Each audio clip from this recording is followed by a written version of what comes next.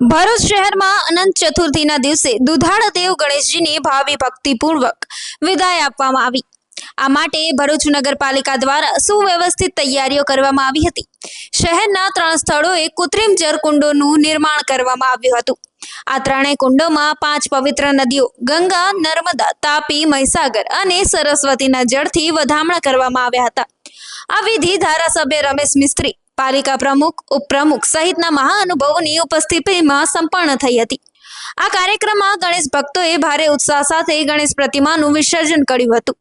આખો માહોલ ભક્તિમય બની ગયો હતો અને અગલી બરસ તું જલ્દી આનાના નારાઓ સાથે બાપ્પાને વિદાય આપવામાં આવી હતી।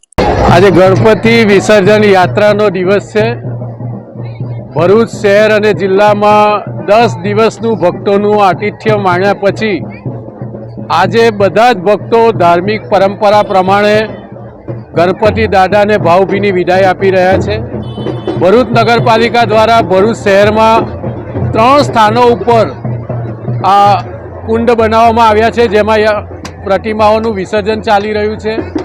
જેબી મોદી પાર્ક, ભક્તમપુર અને જાડેશ્વર 3 જગ્યાએ અત્યાર સુધીમાં લગભગ 1000થી વધારે પ્રતિમાઓનું વિસર્જન થઈ ચૂક્યું છે। અહીંયા જાડેશ્વર કુંડ ઉપર 130 જેટલી પ્રતિમાઓનું વિસર્જન થયું છે।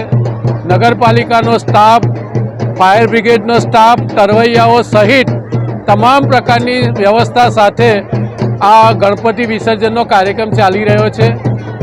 નાગરિક ભાઈઓ બહેનો પણ આ આખી વ્યવસ્થામાં ખૂબ સહયોગ આપી રહ્યા છે અને સમગ્ર ભરૂચ શહેર અને જિલ્લામાં 10 દિવસ ધાર્મિક પરંપરા પ્રમાણે આપણે આ ઉત્સવ કરીને આજે ગણપતિ દાદાનું વિસર્જન એ આપણી ધાર્મિક પરંપરા અને આપણી લાગણીઓને માન આપીને બધા કરી રહ્યા છે। ખૂબ શાંતિપૂર્ણ વાતાવરણમાં આ કાર્યક્રમ ચાલી રહ્યો છે।